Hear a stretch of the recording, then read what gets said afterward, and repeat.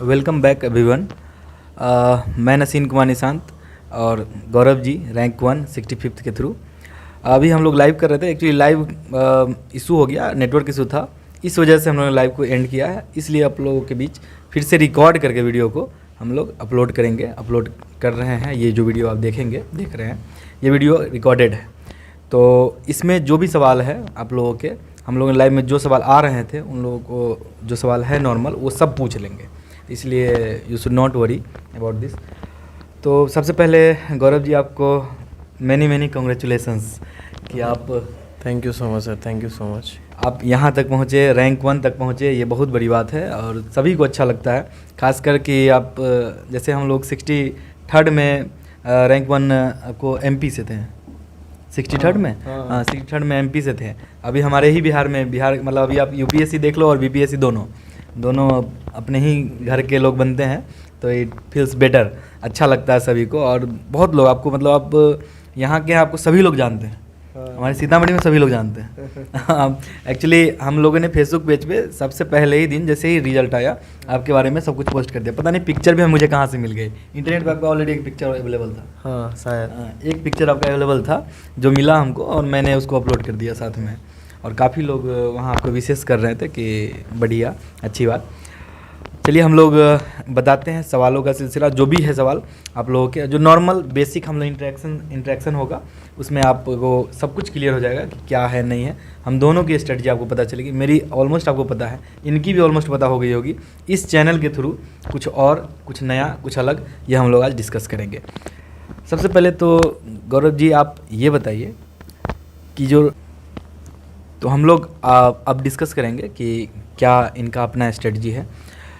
तो सबसे पहले ये बताइए गौरव जी कि आप प्रीलिम्स के लिए कितना टाइम देना चाहिए? कब लगता है कि इतना पढ़ लेने के बाद अब प्रीलिम्स के लिए हम लोग अपियर हो सकते हैं? क्या यहाँ पे टेस्ट जो प्रैक्टिस करते हैं लोग उसकी ज़रूरत है? ये आप थोड़ा बताइए। देखिए, मेरा स्पेसिफिक पूछेंगे तो प्रीलिम्स कभी मैंने स्पेसिफिक सिर्फ बिहार के लिए तैयारी 10-15 दिन ही की है। जैसे क्या होता है कि जब UPSC का प्रीलिम्स करते हैं तो मैक्सिमम चीज़ लगभग आपका सेक्शन तैयार रहता है। 15 से 20 दिन पहले मैं शिफ्ट होता था BPSC पे, तो सबसे पहले तो प्रीवियस ईयर क्वेश्चन उठाता था पहले बार में। तो वहाँ से कुछ जैसे टॉपिक मिल गया, स्कीम्स पूछता है बिहार में, डेट पूछता है स्कीम का, कब स्टार्ट हुआ था। फिर पंचवर्षीय योजना से क्वेश्चन आता है, जैसे कि एक बार पूछ दिया था कि हार्वर्ड डोमर मॉडल किस पे था आधारित, या किस इनमें से एक रोलिंग प्लान करके था वो, ये लगभग पंचवर्षीय योजना हर साल आ जाती थी। उसी तरह इकोनॉमिक सर्वे उठा लिया थोड़ा सा, बजट तो नहीं पूछता है मैं, ये इकोनॉमिक सर्वे से, लेकिन एक दो तो क्वेश्चन समरी से निकल जाते हैं।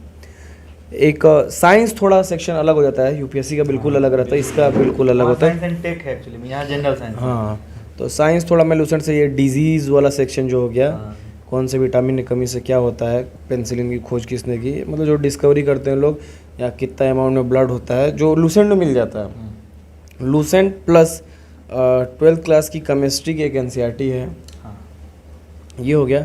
और SI यूनिट्स भी पूछता है, लाइट का स्पीड, ये सब मतलब हर रिपीटेड क्वेश्चन है। तो अगर प्रीवियस ईयर क्वेश्चन करके जाएंगे तो मुझे तो लगता है साइंस में अगर 30 क्वेश्चन पूछा है तो 10-12 रिपीट हो जाते हैं। ये तो इंजीनियरिंग बैकग्राउंड होने से भी थोड़ा सा फिजिक्स केमिस्ट्री, हाँ, थोड़ा सा हेल्प हो जाता है। हाँ, तो साइंस का एक सेक्शन चला गया।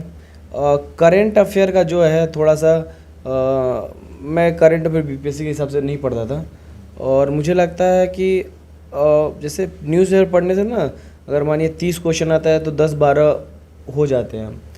और मुझे लगता है कि अगर करंट अफेयर में ज़्यादा समय भी देना सही नहीं है।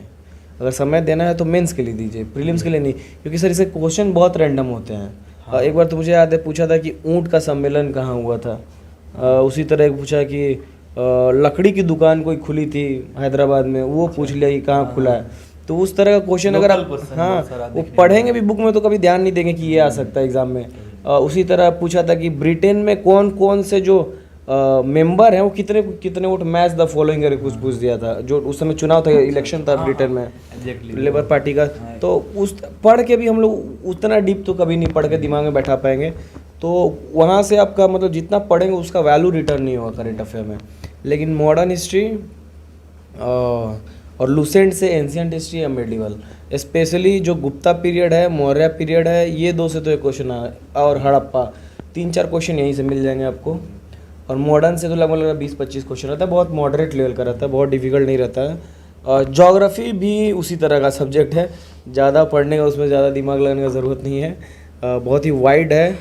लेकिन कुछ सेक्शन किया जा सकता है, जैसे कि आइसलैंड हर साल पूछता है, रिवर्स हर साल पूछता है, माउंटेन रेंजेज, पासेस, सॉयल का टाइप्स, और सॉयल में न्यूट्रिएंट कौन सा कहाँ होता है, हाँ, और वेजिटेशन कौन कहाँ पाया जाता है, मानसून कि कौन नॉर्थ ईस्ट मानसून है या वेस्टर्न डिस्टर्बेंस है, तो उनका नाम क्या है, नॉर्वेस्टर, चेरी ब्लॉसम कहीं बोलते हैं वो। और ये पर्वत श्रृंखलाएँ अब इम्पॉर्टेंट होंगे, ये नीचे वाले भी, जैसे कार्डोमन हिल पूछा था हम लोग के टाइम, तो वो भी हो गया।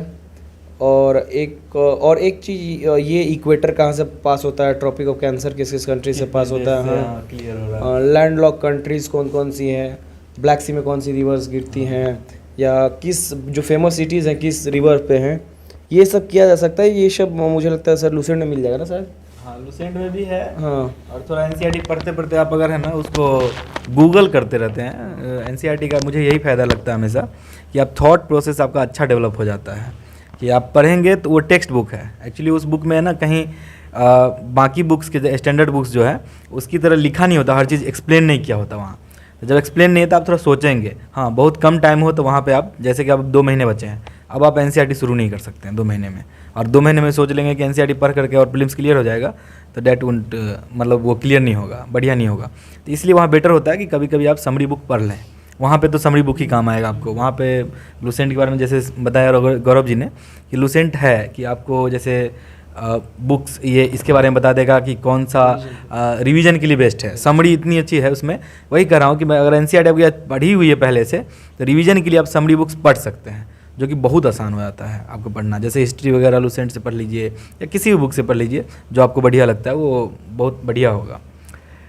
तो आप ये बताइए कि कोचिंग वगैरह का, बहुत सारे लोग हैं जो कोचिंग कर ही नहीं पा रहे हैं, तो कोचिंग का क्या मतलब रोल होता है कि अगर आप क्लियर करना चाहते हैं बीपीएससी या यूपीएससी चलिए हम लोग उसको अभी छोड़ते हैं, बीपीएससी में क्या कोचिंग का रोल है आपके हिसाब से, कितना रोल है?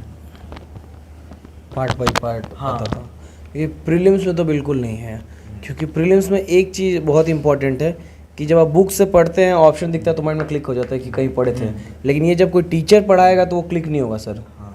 ये चीज़ मैंने ऑब्जर्व किया है कि कहीं आप पढ़े रहते हो ना लाइन बाई लाइन, तो ऑप्शन कहीं से भी इधर उधर आता है तो क्लिक हो जाता है माइंड में कि हाँ ये सही ऑप्शन है।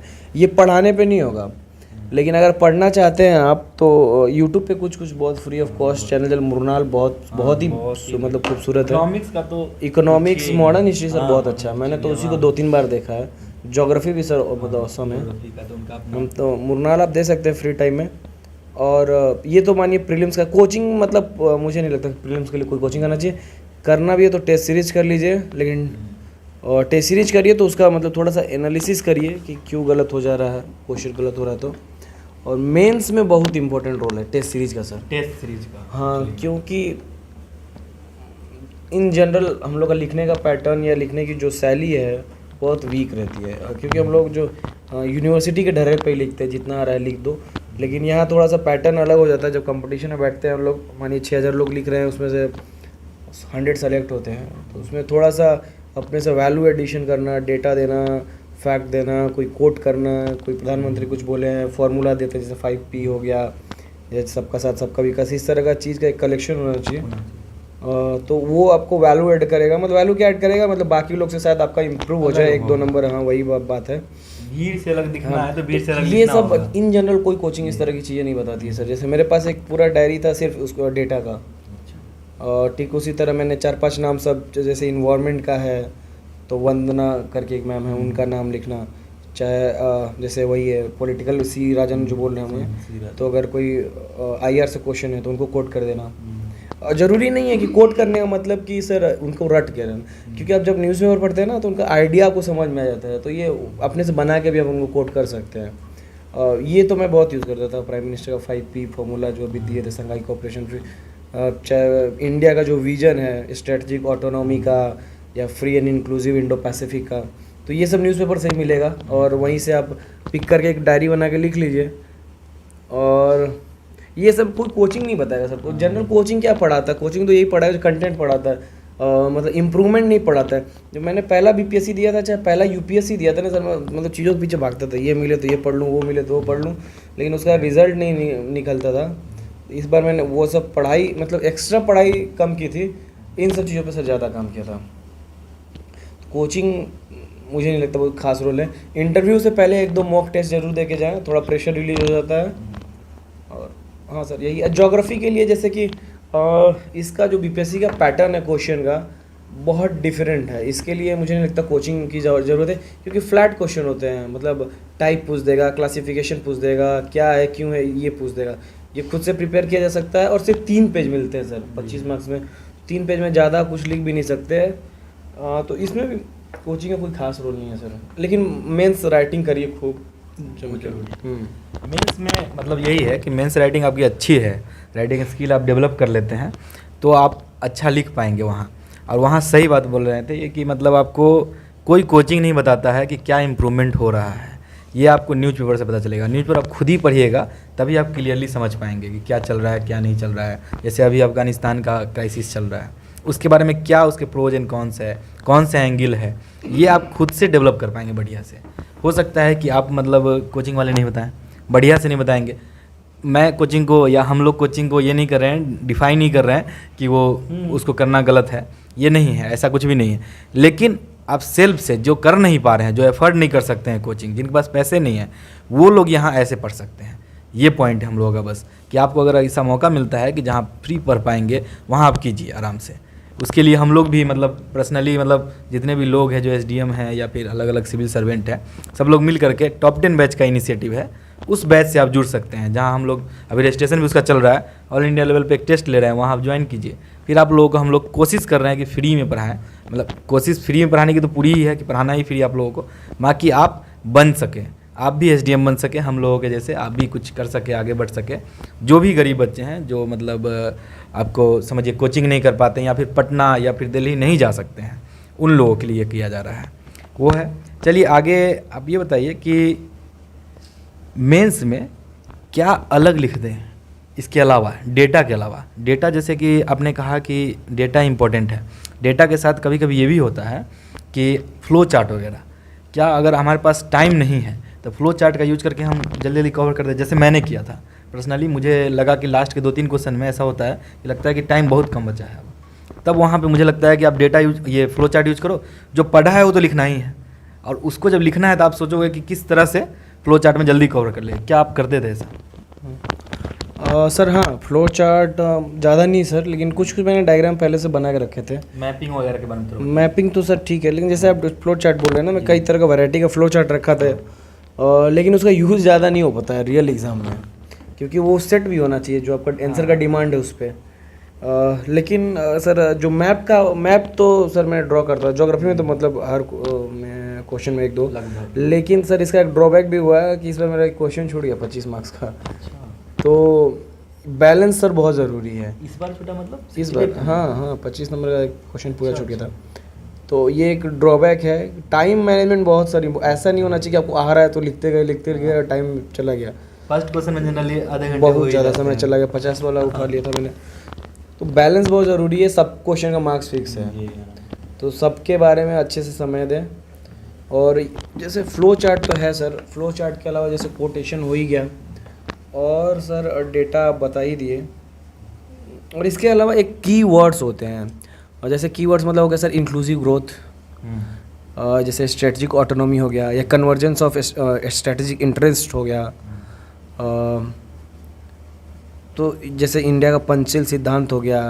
तो ये सब थोड़ा टर्मिनोलॉजी आप लिख लें, कहीं लिस्ट बना लें। जैसे नॉर्मली पढ़ते हैं तो हम लोग को लगता है ये आ रहा है, लेकिन आपका राइटिंग में कितना फ्रीक्वेंटली आता है ये बहुत इंपॉर्टेंट है, क्योंकि सर जब कॉपी पे लिखते हैं ना रियल एग्ज़ाम में, तो सर वो नई चीज़ें आ पाती हैं। तो इसका भी सर थोड़ा ये बार बार प्रैक्टिस करने से सर आ जाता है। और तो सर कुछ खास अब याद नहीं आ रहा है मुझे। मैप बता ही दिया, मैप तो बनाइए। मैप सर 2-3 तरह का मैप रख सकते हैं, एक सचिन सर का वीडियो है, सचिन सर का ज्योग्राफी के हैं, आप यूट्यूब पे देख सकते हैं। वो 2-3 तरह का मैप बताते हैं। अगर टाइम है तो एक कुछ मैप ऐसे हैं कि आप 7-8 सेकंड में भी बना सकते हैं, लेकिन वो बहुत ही देखने में उतने अच्छे नहीं लगते। तो वो लास्ट में अगर टाइम कम पड़ रहा है तो उसमें बना सकते हैं। शुरू में वो सुंदर सा मैप बनाते हैं, 18-19 सेकंड लगता है उसमें, वो बना सकते हैं आप। और इतना ही सर। हाँ, कंक्लूज़न और इंट्रोडक्शन बहुत इंपॉर्टेंट है। इस बार मैंने कंक्लूजन तो मेरा अभी इम्प्रूव नहीं हुआ है, लेकिन इंट्रोडक्शन के लिए सर मैंने बहुत मेहनत किया था। सचिन सर के कारण ही, सचिन सर बहुत डांटते हैं, तो उसके लिए मैंने स्पेसिफिक सर इंट्रो सिर्फ क्वेश्चन के लिखने शुरू किए थे। तो थोड़ा सा इम्प्रूव हुआ है, बहुत खास नहीं हुआ है, लेकिन थोड़ा बहुत इम्प्रूव हुआ है। तो एक चीज़ ये भी देखिए, सिर्फ क्वेश्चन आंसर को फ्रेम करिए कि ये इंट्रो क्या हो सकता है इसका, और कंक्लूजन तो मानिए पूरा आंसर लिखने के बाद ही पता चलेगा हम क्या लिखेंगे। तो लेकिन इस पे इम्प्रूव कर सकते हैं सब लोग, क्योंकि जितना इंट्रो स्ट्रांग होगा उतना आदमी का इंटरेस्ट ज़्यादा होगा पढ़ने में। ये बात सही है कि जैसे आप इंट्रो जो भी आपका हो, क्योंकि स्टार्ट क्वेश्चन वहीं से हो रहा है, और आप इंट्रो अच्छा नहीं लिखेंगे तो मेन बॉडी जो उसका है उसको पढ़ने का मन ही नहीं करेगा। उनको जो चेक करेंगे उनको हो सकता है कि पढ़ने का मन न करेगा। आपका इंट्रो अगर अच्छा नहीं है, क्वेश्चन के रिस्पेक्ट में नहीं है, तो मेन बॉडी उसके बाद उसका कंक्लूजन इसलिए अच्छा होना चाहिए कि उसके जस्ट बाद वो मार्क्स देंगे आपको। तो कंक्लूजन में आपका पॉजिटिव अप्रोच नहीं दिख रहा है, आपका आप सजेशन नहीं दिखा रहे हैं बढ़िया, वो पॉजिटिविटी नहीं है। अगर आप क्वेश्चन कितना भी क्रिटिकल क्यों ना हो कि क्रिटिकली एनालाइज या जो भी हो, लेकिन आप पॉजिटिवली उसको एंड करें ताकि आप लोगों को बता सकें कि क्या चल रहा है। मतलब आप थोड़ा अपना भी स्कोप बता सकें कि सजेशन और क्या अच्छा हो सकता है। ये आप कोशिश कीजिएगा, कंक्लूजन में होना चाहिए सर। हाँ, एक चीज़ ये बताना चाहता हूँ। और एक चीज़ और है, अक्सर बच्चे पूछते हैं कि सर क्रिटिकली एनालिसिस वाला क्वेश्चन है तो गवर्नमेंट को क्रिटिसाइज़ कर सकते कि नहीं। तो सर मैं इसमें कहूँगा कि आप पूरा आपका राइट है, आपको क्रिटिसाइज़ कर सकते हैं। बशर्ते शर्त ये है कि उसमें कुछ रैशनल होना चाहिए। हाँ, मतलब कुछ फैक्ट्स होने चाहिए कि कोई अगर बोला है तो उसको कोट करिए। ऐसा नहीं होना चाहिए कि एट रैंडम आप क्रिटिसाइज़ कर रहे हैं। क्योंकि इंटरव्यू में भी कुछ सवाल जवाब हुआ सर जिसमें कि मैंने मतलब गवर्नमेंट का पक्ष नहीं लिया, तो शायद मुझे लगता है मैम ने पसंद भी किया क्योंकि वो मुस्कुरा दी। तो ऐसा नहीं होता कि आप स्टेट को, मतलब स्टेट में जा रहे हैं ऐसा मतलब इसका मतलब ये नहीं है कि आप स्टेट को क्रिटिसाइज़ नहीं कर सकते, लेकिन रैशनल होना चाहिए, इलॉजिकल नहीं होना चाहिए। बहुत ही लॉजिकल, रैशनल और विथ रीजंस होने चाहिए। हाँ, सही बात है कि अगर आप क्रिटिसाइज कर रहे हैं तो आप फैक्ट से उस बात को बताओ, सब्सटेंशिएट करो कि हाँ आपने कहाँ। जैसे आपको कोई बोले कि इंडिया में पॉवर्टी है या नहीं है, अगर आप बोलना चाहते हो कि पॉवर्टी है तो you have to show this. आप डेटा से शो करो कि पॉवर्टी कितनी है, कितने पीछे हैं, क्या है नहीं है। आप उसको हंगर इंडेक्स दिखाओ कि अगर आप पॉवर्टी है या नहीं है, तो ये आप हंगर इंडेक्स से आप दिखा दो कि हंगर इंडेक्स में हम लोग कितने पीछे चले गए, कि हम लोग का क्या बुरा हाल है, ये आप दिखा सकते हैं। ये क्रिटिसिज्म मतलब पॉजिटिव क्रिटिसिज्म इसको बोलते हैं, ये आप कर सकते हैं, इसमें कुछ भी बुराई नहीं है। ये मैंने भी किया था एग्जाम में और गौरव जी ने किया था, तभी मार्क्स आप देख रहे हैं कि काफ़ी अच्छे हैं मेंस में। तो ये होता है, आप ऐसा करते हैं तो बेसिकली आपको अच्छे मार्क्स मिलेंगे, क्योंकि इससे पता चलता है कि आप है ना, आपका एटीट्यूड कैसा है उस चीज़ के प्रति। हो सकता है आप किसी को क्रिटिसाइज कर रहे हैं, जिस सिस्टम आप हैं उसी को क्रिटिसाइज करें, इसका मतलब है कि आप सोच रहे हैं कि उसको ठीक करेंगे हम। तो ये एक एडमिनिस्ट्रेटर में होना चाहिए। अगर ऐसी बात है तो आप अच्छा लिख पाएंगे, लेकिन हाँ वो रेशनल होना चाहिए। क्रिटिसिज्म ऐसा ना हो कि आप लगे कि बस ऐसे ही कि बस मुझे लग रहा है कि इंडिया में पॉवर्टी है तो सबसे ज़्यादा है, बस ऐसे बोल दिए, लेकिन उसको आप फैक्ट से सब्सटेंशिएट नहीं कर पा रहे हैं बढ़िया से, तो ये बढ़िया नहीं है, फिर आपको मार्क्स नहीं मिलेंगे। इसलिए वो इम्पोर्टेंट है कि आप एक चीज़ अच्छी लगी इनकी, जो बहुत ज़्यादा कहा कि कुछ टॉपिक्स है जो स्टैटिक है, उसका आप नोट्स टाइप का बना लें। जैसे कि वीमेन सोसाइटी का इशू है मान लीजिए एक मिनट के लिए, उसका आप कीवर्ड कलेक्ट कर लें पहले से, कि आपको अगर मान लीजिए मैन्युफैक्चरिंग पे लिखना है तो इंडिया का क्या मतलब रोल है उसमें, उस पर आप बहुत सारा जो अभी डेवलपमेंट्स हुए हैं मेक इन इंडिया के बारे में, एमएसएमई में क्या डेवलपमेंट हो रहे हैं, एमएसएमई का जो डिफिनीसन चेंज हो रहा है वो क्यों हो रहा है, कैसे हो रहा है। एक्चुअली पिछले बार तो क्वेश्चन ही आ गया था कि क्या डिफिनीसन हुआ, अलग अलग चेंज। तो इस टाइप से क्या अलग अलग बातें हैं, ये आपको पहले से रखना चाहिए तैयार, क्योंकि यहाँ पे आप नहीं सोच सकते वहाँ पर जाकर कि वीमेन का इशू है और आप वीमेन एम्पावरमेंट के बारे में कुछ जानते ही नहीं, ऑलरेडी आपको कुछ कोटेशन ही नहीं ध्यान आ रहा है। ये तो आप पहले से करके जाएंगे। ये मतलब मैं करता था, इन्होंने भी किया और फाइनली रिजल्ट मतलब अच्छा होता है। अच्छा एक चीज़ और, आपका ऑप्शनल क्या था सर? ज्योग्राफी। इनका भी ऑप्शनल ज्योग्राफी, मेरा भी ऑप्शनल ज्योग्राफी ही था। ज्योग्राफी में काफ़ी मतलब मार्क्स आपके कितने थे सर? इस बार 183 है, पिछले बार 175 था। 183 था मेरा ज्योग्राफी में उस टाइम में। 64th में हम लोग के टाइम में शायद 64 से 65 दोनों में नंबर काफ़ी डाउन है ह्यूमैनिटीज़ वाले का, हमारा था 191। तो ये मार्क्स ठीक है, उससे फ़र्क बहुत ज़्यादा नहीं पड़ता है। लेकिन आपका ज्योग्राफी है तो ज्योग्राफी में थोड़ा हम लोग डिस्कस करते हैं कि बेसिक जो ज्योग्राफी वाले कुछ बच्चे हैं वो लोग चाहते रहते हैं जानना, खासकर रैंक 1 से जब जानेंगे तो और उनको समझ में आएगी बात कि बेसिक बुक मतलब क्या पढ़ते हैं और स्टैंडर्ड बुक है जो भी वो क्या पढ़ना चाहिए। ये बहुत लोग देखिए, पूछते मैं हैं। बीपीएससी के बारे में तो नहीं बोल सकता, लेकिन मैं अपना यूपीएससी का बताता हूँ मैं क्या बुक पढ़ता हूँ। जिससे आप पढ़ करके मार्क्स आया। हाँ, एक तो सविंदर सिंह है सर, सविंदर सिंह की जो फिजिकल ज्योग्राफी है, जियोमॉर्फोलॉजी, मेरे पास दोनों है। और उसका यूज़ भी हुआ था। जियोमॉर्फोलॉजी जल्दी बीपीएससी के लिए कोई प्रीफर नहीं करता है क्योंकि बहुत वास्ट हो जाता है, लेकिन कुछ सेक्शन जैसे सर डेविस पैंक वाला है, तो मैं इस बार क्वेश्चन वो ट्राई किया था। मैं प्रिपेयर्ड नहीं था अचानक से, लेकिन मुझे करना पड़ा क्योंकि 50 मार्क्स वाले क्वेश्चन में ज़्यादा कंफर्टेबल हुआ क्योंकि 6 पेज मिलते हैं उसमें। तो उसमें मैंने थोड़ा स्लोप डेवलपमेंट का वो मॉडल भी वहाँ से उठा लिया था क्वेश्चन पे। और इसके अलावा जैसे जियोमॉर्फोलॉजी में ना केस स्टडीज मिल जाती हैं, जैसे इस बार भांडर प्लेट्यू का उसमें मैंने अप्लाई किया था कि पैंक वाला मॉडल भी सही है, डेविस वाला भी सही है। डिपेंड करता है कि वो रॉक स्ट्रक्चर कैसा है।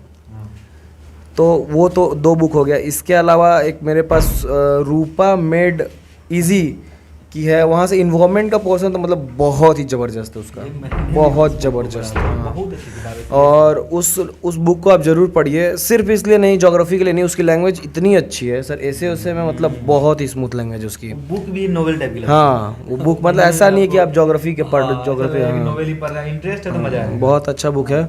और एक तो खुल्लर है, डीआर खुल्लर। और ज्योग्राफी थॉट पे ज़्यादा इसमें पढ़ने का ज़रूरत नहीं है, माजिद हुसैन से भी हो जाएगा, लेकिन किसी को ज़्यादा इंटरेस्ट हो तो डीके दीक्षित पढ़ सकता है, बहुत अच्छी किताब है। रूपा मेड की भी आती है Thoughts? हाँ, थॉट की एक बुक आती है। और नहीं, सिर्फ वो 2-4 पेज रहता है, तो उससे हम लोग का कवर नहीं हो पाएगा। बिहेवियरलिज्म वगैरह वो हाँ, सब बहुत थोड़ा छोटा रहता है, उससे जनरली 6 पेज इससे का। लोग डरते भी हैं थॉट वाले लेकिन थॉट वाला इस बार मैं ट्राई किया था सर, वो भी 50 मार्क्स वाला था। मुझे लगता है कहीं ना कहीं वहाँ से, क्योंकि 25 नंबर उधर मेकअप हुआ है तो इधर ही मार्क्स आया होगा, तो वो है। और डीआर खुल्लर उधर है। ये भी ज़रूरी है सर कि आपको जो नॉलेज पेपर 1 का है उधर कैसे इम्प्लीमेंट करते हैं, ये बहुत बड़ा मतलब मार्क्स बढ़ाने फेच करने के लिए बहुत ज़रूरी है। जैसे कि डेमोग्राफिक ट्रांजिशन थ्योरी का यूज़ नॉर्मली कैसे इसमें करते हैं, फिर से मॉडल एंड थ्योरी है तो उसका यूज़ इधर कैसे करते हैं पेपर 2 में। और एक चीज़ और है सर कि जोग्राफिकल टर्म का कितना यूज़ करते हैं ज्योग्राफी में, ये बहुत ज़रूरी है। और मैप तो बनाइए ही। ज्योग्राफी का क्वेश्चन है और ज्योग्राफिकल आंसर दिख नहीं रहा, हाँ, वो होना चाहिए, वो आपको होना चाहिए। अलग से लगना चाहिए कि वो ज्योग्राफिकल है। एक जीएस वाला बच्चा वैसा ना लिखे, ना लिखे। वैसा नहीं, आपको अलग होना चाहिए, ये बेटर होगा, ये तो आपको करना ही चाहिए। हाँ। और उसके बाद अच्छा एक सेकंड, ठीक है, हम लोग 2 मिनट। अच्छा, ये ऑप्शनल चूज करना वो क्या लगता है, गैम्बलिंग है? मतलब एक स्ट्रेट फॉरवर्ड क्वेश्चन है, आप ये बताइए, बहुत लोगों के मन में रहता है कि ऑप्शनल चूज करना क्या गैम्बलिंग है बीपीएससी के लिए, जो स्केलिंग नहीं है इसलिए, उसके हिसाब से बताइए। सर गैम्बलिंग पता नहीं सर, लेकिन इस बार ज्योग्राफी का बहुत ही अच्छा है, अच्छा स्कोर है। बहुत ज़्यादा अच्छा है। तो अब हम लोग तो खुश हैं, तो हम लोग ज़्यादा कुछ बोलेंगे नहीं। क्या है, ज्योग्राफी का ऐसे ही रहे रिजल्ट, बस हम यही चाहते हैं। 20 में आपको कितने हैं? 9 लोग, 9 या 10। हाँ, 9 लोग हैं टॉप 20 में। तो गजब ही है। ज्योग्राफी मतलब आप ज्योग्राफी ले सकते हैं, लेकिन वही इंटरेस्ट है, क्योंकि हिस्ट्री के लोग भी हैं टॉप 20 में। हाँ। कुछ इंजीनियरिंग बैकग्राउंड के भी हैं, तो ऐसा नहीं कहा जा सकता। लेकिन ज्योग्राफी इतना मुझे जो एक्सपीरियंस है स्टेट पीसीएस में, क्योंकि मेरा वहाँ पे यूपी पीसीएस में भी 267 मार्क्स था, तो मतलब सेकंड हाईएस्ट था, तो कहीं ना कहीं ज्योग्राफी तो मुझे लग रहा है कि मतलब यूपीएससी में तो बहुत ही गंदे मार्क्स हैं। हाँ, यूपीएससी बहुत ही गंदे, मतलब बहुत ही गंदे हैं। तो कभी कभी तो यही नहीं समझ में आता मेरा ज्योग्राफी अच्छा है कि ख़राब है। तो लेकिन स्टेट पीसीएस में आप ज्योग्राफी एक अच्छा ऑप्शनल है। बाकी ऑप्शनल के बारे में कमेंट नहीं करूँगा क्योंकि मेरा कोई लेना देना नहीं है बाकी सब्जेक्ट से। ज्योग्राफी ठीक है, मतलब डिसेंट स्कोर्स आ ही जाते हैं। पिछले साल 64 में भी बाकी पॉलिटिकल साइंस ये सब का थोड़ा सा ख़राब था। तो ज्योग्राफी का एवरेज बच्चे जो थे हम लोग 175 पा गए थे, 175 170। ज्योग्राफी के बारे में मैं कह सकता हूँ कि आप ले सकते हो। ज्योग्राफी का हाँ, अभी थोड़ा तक सा एवरेज डाउन नहीं हुआ। हाँ सर, हाँ ये जहाँ तक देखा गया कि एवरेज उसका डाउन नहीं हुआ है। अच्छा, ये इंटरव्यू जो आपका हुआ, क्या इंटरव्यू के दिन आपको डर लगा? पर्सनली मुझे लगता था, उस दिन कैसा लग रहा था? जैसे मुझे इतना डर था कि मैं टाई बांधना भूल गया था। हाँ, मैं पर्सनली, और मैंने एक भैया थे वहाँ पे मिले, उनसे टाई बनवाई थी, और उसी दिन उनके भी भाई थे रणधीर रमन, उनका भी सिलेक्शन हुआ। हाँ, वो सीईओ बने हैं। और तो ये हुआ, तो उस दिन आपको कैसा लगा? और कुछ इंटरेस्टिंग क्वेश्चन जो इंटरव्यू में आपसे पूछे गए हैं, जैसे मुझसे पूछा गया था कि मैंने जैसे मास्क हटाया तो आपकी उम्र बहुत कम लगती है, दाढ़ी मूछ नहीं आया है, तो आपको लगता है कि आप एक 35 लाख की आबादी वाले इस एरिया को कभी संभाल पाएंगे या नहीं? तो इस टाइप का क्वेश्चन कुछ ऐसा आपको लगा? इस इंटरव्यू में सर उतना डर नहीं लगा।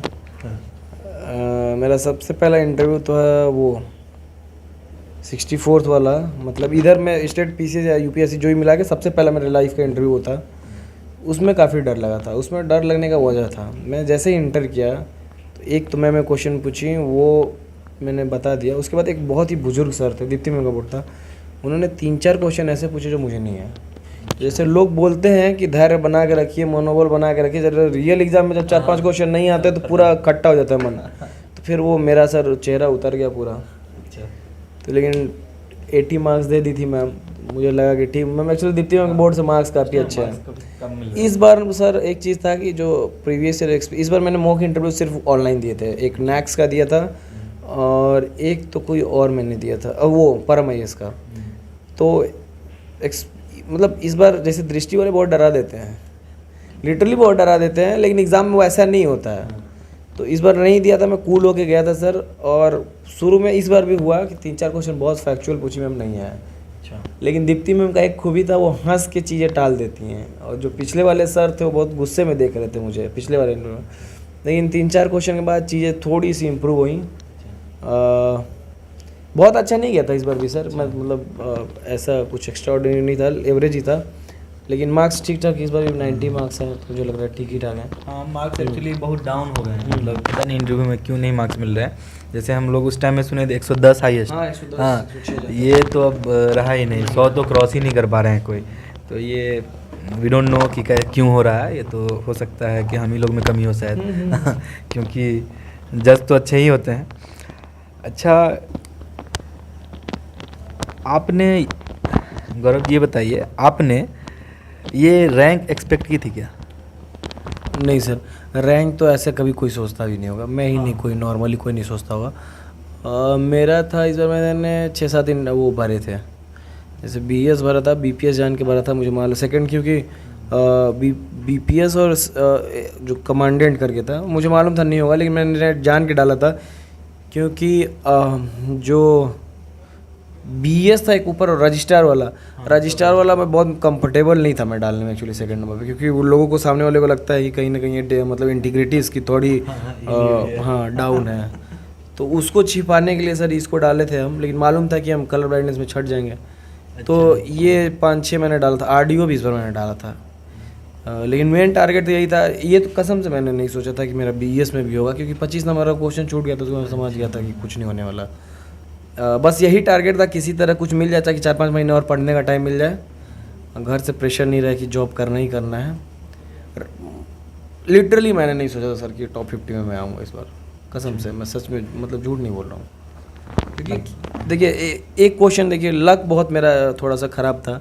एक क्वेश्चन तो हम लोगों ने वो अटेम्प्ट किए कॉटन बेल वाले स्टेट में, जिसमें कि उसमें कन्वर्जन यूनिट ही नहीं था, तो 12 नंबर तो वहाँ, 12 नंबर तो वहीं चला गया, और एक 25 इधर पूरा का पूरा छूट गया था। तो इतना छूटने के बाद कोई चांस नहीं है, मुझे नहीं लगता था, लेकिन कहीं ना कहीं हमको लगता है थोड़ा सा लक भी काम करता है। हाँ, कौन सा टीचर में इंटरव्यू में 90 मिल गए तो थोड़ा सा ज़्यादा, इसीलिए देखिए इस बार सेकंड और फर्स्ट रैंक लगभग बहुत हम लोग पास हैं, ज़्यादा डिफरेंस नहीं है। मतलब हर साल आप देखते होंगे बहुत डिफरेंस रहता है, तो वो चीज़ें हैं। नहीं सर, रैंक का कोई सवाल नहीं है कहीं नहीं था दिमाग में। हाँ, ये जनरली नहीं रहता है लोगों के, कोई जानता थोड़ी है कि क्या होगा, लेकिन हाँ एक्सपेक्टेशन एक रही होगी कि चलिए लिस्ट में तो रहेंगे इन एनी हाउ, कि कहीं ना कहीं तो रहेंगे ही। क्योंकि 64th भी क्लियर था, तो लग ही रहा होगा इनको कि आराम से अच्छा ही होगा कुछ। अच्छा, ये आपको शॉर्टकट कोई स्ट्रेटजी होती है क्या? नहीं सर नहीं होती? नहीं, बिल्कुल नहीं होती। जैसे अब मुझसे लोग बहुत पूछ रहे हैं कि 2 महीने बचे हैं प्रीलिम्स के, कोई शॉर्टकट है क्या इसका? सर जो शॉर्टकट मतलब मेरा जो अनुभव है, जो ये सब लोग बोलते हैं लूसेंट पढ़ लीजिएगा, सर एक चीज़ हम ऑब्जर्व किए हैं कि आपका अगर शॉर्टकट अपनाइएगा तो हर साल आप कट ऑफ से 1-2 नंबर छूटेगा आपका। जैसे लोग कहते हैं कि 1 नंबर से छूट गया, 2 नंबर से छूट गया, 3 नंबर से छूट गया, आप हर साल वैसे ही 1-2 आधे नंबर, बच्चे तो वैसे ही होते हैं जिनका हाँ, तो 1-2 नंबर 3 नंबर से नहीं छूटता है, वो आपका प्रिपरेशन का डिफिसिट दिखाता है। तो नॉर्मल बुक पढ़िएगा तो मतलब बहुत हेल्प होगा तुक्का मारने में भी और ऑप्शन एलिमिनेट करने में। शॉर्टकट ऐसे भी नहीं अपनाना चाहिए सर, क्योंकि टाइम है, अगर पढ़ना है तो अच्छे से पढ़ लीजिए। आप पढ़ना पड़ेगा सर, मैंने मैकेनिकल नहीं पढ़ा 4 साल, लेकिन आप यकीन करिए मैं इंटरव्यू के पहले मैकेनिकल की बुक खरीद के पढ़ा इस बार, क्योंकि इतना डर हो गया था ना 64 के बाद, तो पढ़ना पड़ेगा यार, शॉर्टकट मत अपनाइए। आपसे मैंने रिक्वेस्ट खुद है। इंटरव्यू से पहले है ना गेट की बुक आती है हम लोगों के लिए, उसकी बुक मैंने पढ़ी कि मतलब इंजीनियरिंग का कोई क्वेश्चन छूटे ना। हाँ, तो मेरा तो था कि मुझे डर लग रहा था कि टाइम हो गया था एक्चुअली, रिजल्ट अगर 18 में ही हो गया होता इंटरव्यू वगैरह तब तो मुझे प्रॉब्लम नहीं थी, लेकिन चूंकि 3 साल रिजल्ट में इन लोगों ने डिले कर दिया तो लगभग भूल जाते हैं लोग। लेकिन गेट की बुक मैंने पढ़ी तो वो हो गया था मेरे से। तो लगभग 29 मिनट का इंटरव्यू हुआ, जिसमें से 32-33 क्वेश्चन टोटल पूछे गए होंगे, उसमें से 15 क्वेश्चन लगभग मेरे इंजीनियरिंग बैकग्राउंड से। मेरे साथ क्या हुआ ना कि दृष्टि का इंटरव्यू देने गया था मैं पहले 64 में, अच्छा, यूपीपीसीएस के लिए। उन्होंने पूछा कि what is the function of carburettor, वो मुझे नहीं आया, और उसके बाद उन्होंने पूरा मुझे बेइज्जत किया कि यार ये तो कोई सड़क चलता हुआ बच्चा भी मैं बता देगा, तुम मैकेनिकल इंजीनियर कैसे बन गए। तो उसका मुझे पूरा शौक लग गया। तो फिर मैकेनिकल पूरा मैं आके सर पढ़ा, सच में कार्बोरेटर तो मतलब जो मैकेनिकल इंजीनियरिंग का नहीं होगा उसको भी आता होगा। तो गाड़ी में जो हाँ वही ना? हाँ, वो जो फ्यूल को मैनेज करने के मेरा लिए। मैकेनिकल नहीं है। हाँ तो वही तो सब पढ़ाई नहीं करते ना, हाँ, और हम इंजीनियरिंग लोग- में 2 दिन का पढ़ाई होता है सर, वो बस एग्जाम से 2 दिन पहले। बारिश की तरह बह गया थोड़े दिन बाद। कुछ कॉलेज में तो सर ऐसा है कि 2 दिन पहले बताते ही हैं सिलेबस।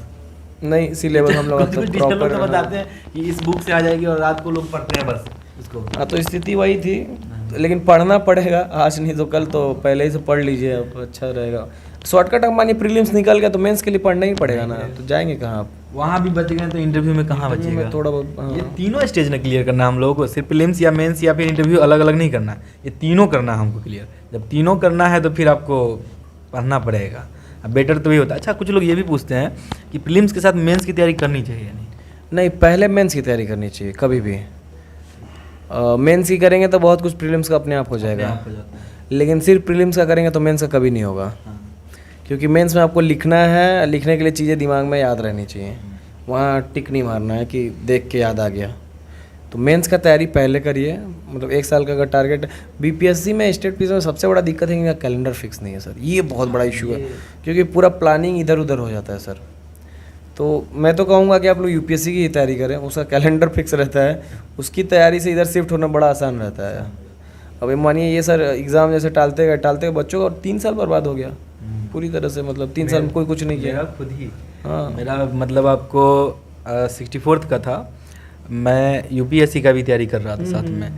2 जून को था यूपीएससी, हाँ हाँ, और 3 जून को था, और ये 12 जुलाई से इसका मेंस, 12-16 जुलाई।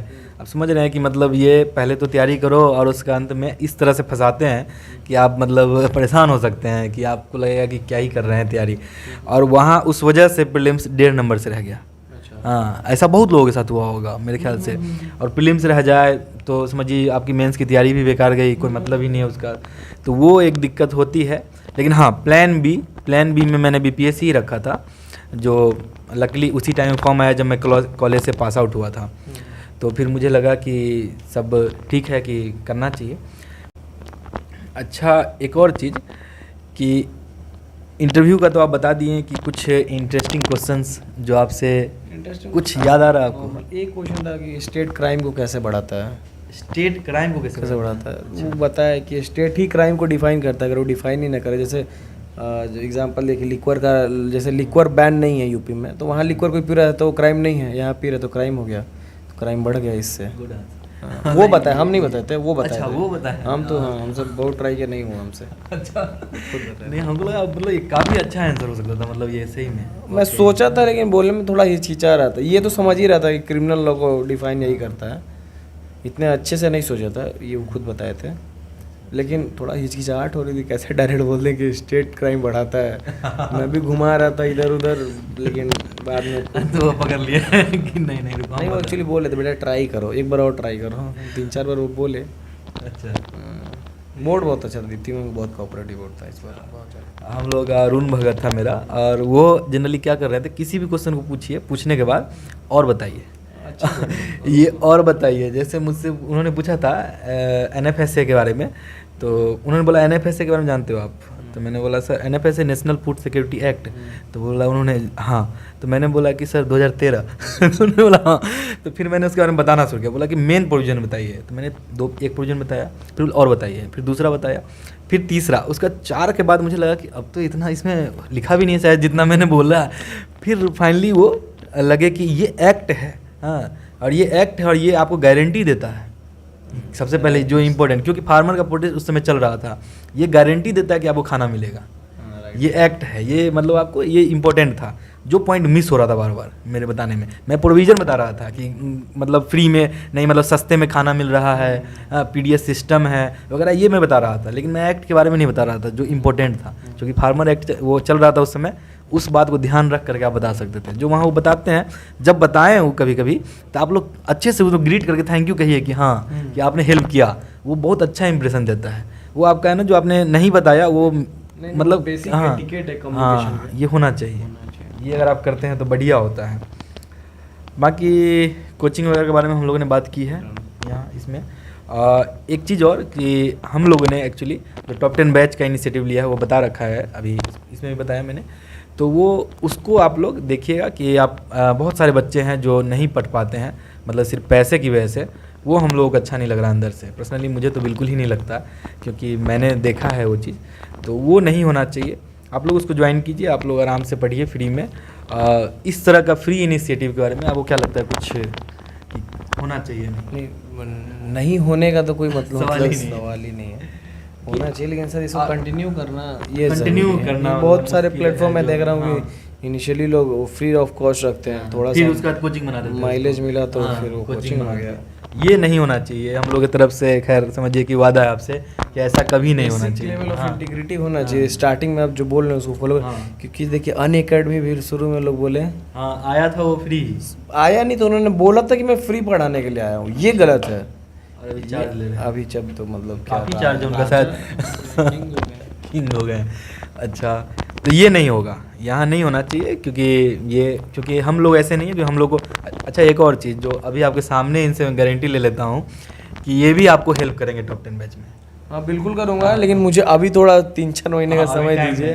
ठीक है, जब आप मेंस का समय आएगा ना, उस टाइम में पूरी मदद की जाएगी लोगों की, कि जैसे आंसर राइटिंग क्या है, ज्योग्राफी का जब समय, हाँ ये सब मैं कर चेक सकता करने हूँ। का, आपको कोई टेस्ट सीरीज वगैरह होगा उसमें जो हम लोग लेंगे, फ्री होगा सब कुछ, टेस्ट सीरीज वगैरह भी उसमें जो हम लोग लेंगे, तो चेक वगैरह हम लोग करेंगे साथ में मिल करके। तो हम लोग चेक करेंगे तो आप समझ सकते हैं कि आपका अच्छा होगा। मतलब एक उन टीचर्स के मुकाबले तो हम लोग कभी नहीं कर पाएंगे जो वहाँ चेक होता है, लेकिन हाँ आपको पता चल जाएगा जो हम लोग क्या करते थे पर्सनली। क्योंकि हम लोग फिर मार्क्स कैसे इतना अच्छा आ रहा है, GS1 GS2 में हम लोग काफ़ी अच्छा मार्क्स था, आपको भी काफ़ी अच्छे, मतलब GS1 में तो शायद 190 प्लस है।